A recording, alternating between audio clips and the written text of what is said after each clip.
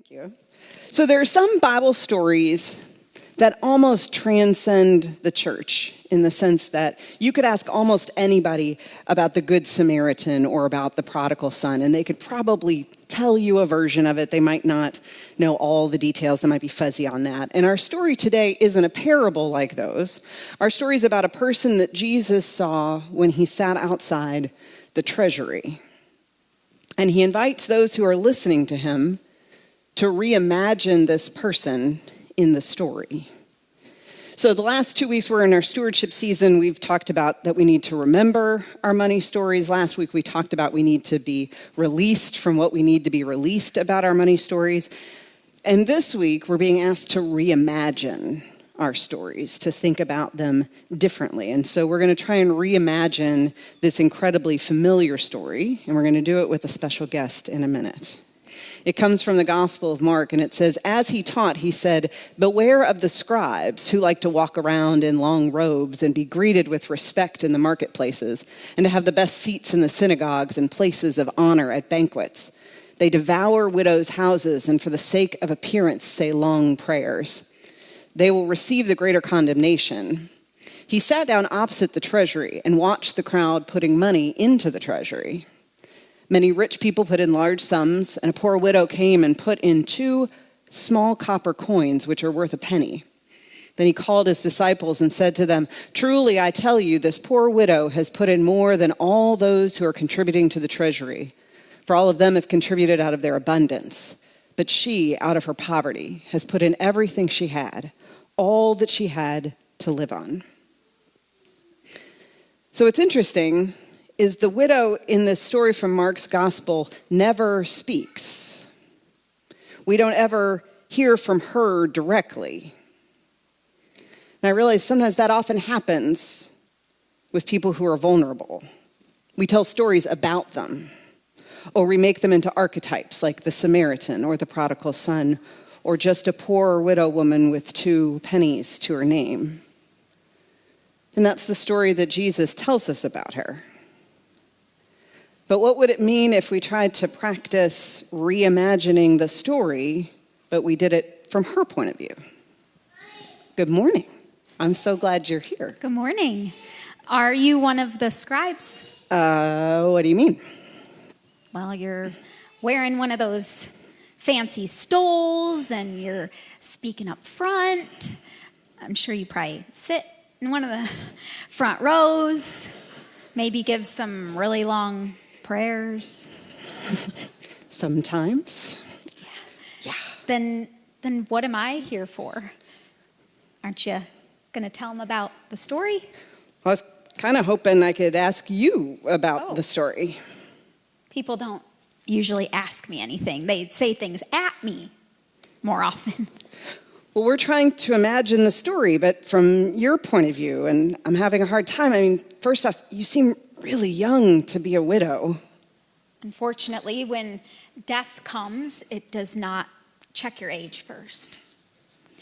And if you want to know what a widow's life was like in my time, let's just start with being really tired all the time. I think a lot of us can imagine being tired all the time. Mm-hmm. I mean, it was such a long walk to the treasury that day, such a big crowd, and people like me have to be careful in places like that. So you have to imagine also being tired of being scared for you and your kids' safety, worried that you're a burden to the people that you care about. That sounds exhausting. I mean, imagine experiencing events that change the trajectory of your life without your own permission, like unexpected and unwelcome losses. Actually, that I can imagine. Mm-hmm. Is that what you think Jesus wanted us to imagine? Oh, I don't know him, but from what I've heard, he was more about reimagining the stories that we've been told or that we heard. Like in what ways? Maybe he wants you to reimagine how you see me. Okay. He's asking his disciples to turn their attention from what they usually focus on, people like you in stoles and front row seats, and and pay attention to widows like me. So how do we do that? I mean, all he did was sit in a place of worship and pay attention to how people acted and how they treated people.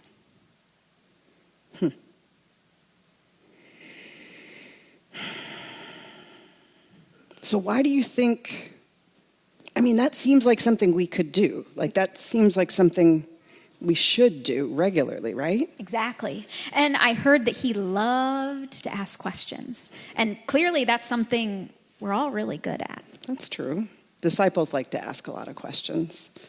So what do you think he wanted us to see when we see you? That I'm more than just the worst thing that's ever happened to me. But also how much my life is shaped by the loss of my husband.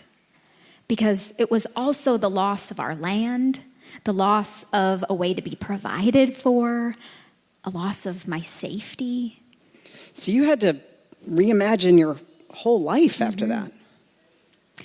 Is your life exactly what you imagined it would be?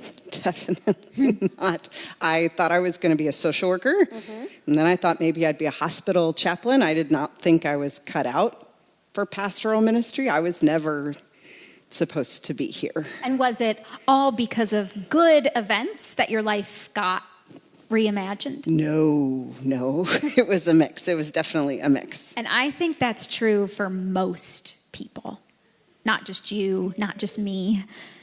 My life was reimagined when I got married, and then when I became a widow, obviously for very different reasons. So what else changed for you?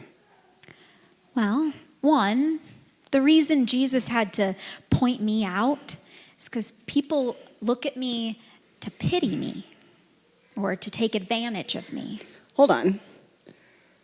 God specifically talks all throughout the Bible about the fact that we're supposed to protect widows and orphans. And Jesus talks about it. So why weren't you more protected? It's true. That's the way God intended it to be. Hold on.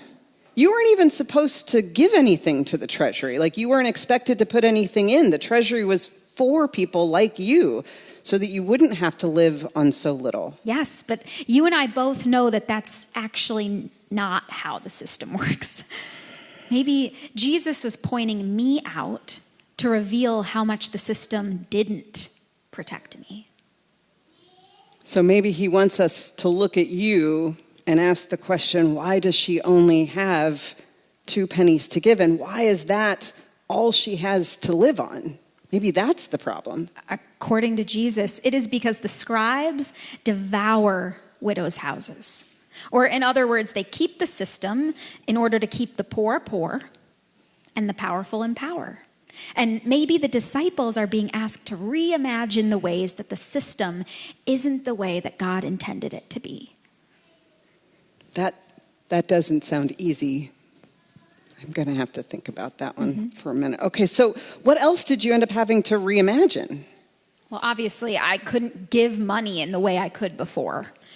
And the current system wasn't going to help change that, but I still like giving to God. I mean, that's why I was at the treasury. So I had to reimagine how to be generous, even if it was smaller or felt smaller. Well, like, what are some of the ways you did that?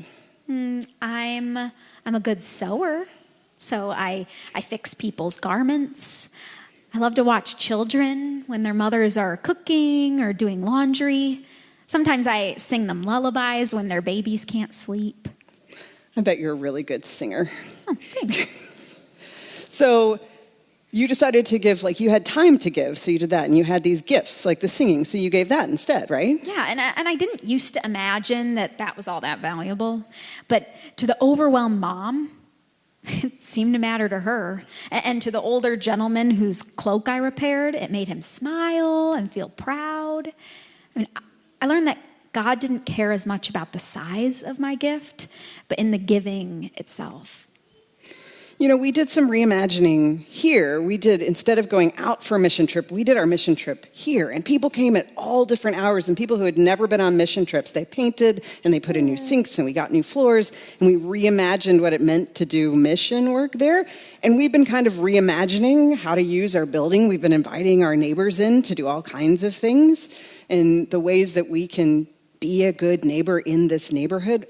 It's really helped us kind of reimagine what our church can be or could be. Yeah, and reimagining doesn't have to be bad. It usually comes out of necessity or even creativity. All right, so some of the things that Jesus is asking us to reimagine is to not just see people for one thing, and especially not the worst thing they've been. Yep. All right, and then reimagining the value of our gifts, especially like talents that we didn't value before or time that we've given and shared, something like that, right? Anything else? Yeah, don't forget to reimagine the systems God gave us. They're meant to empower and protect, not destroy and endanger. I mean, God laid it out for Moses all those years ago. God called it Jubilee, a chance every 50 years for all the people, land, and the animals to rest, to return to their land and their family. And you'll be defined by Sabbath and God's love.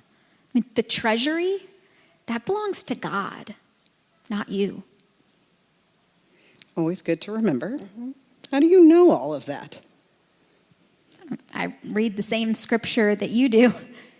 You make it sound a lot better than Leviticus. Imagine that.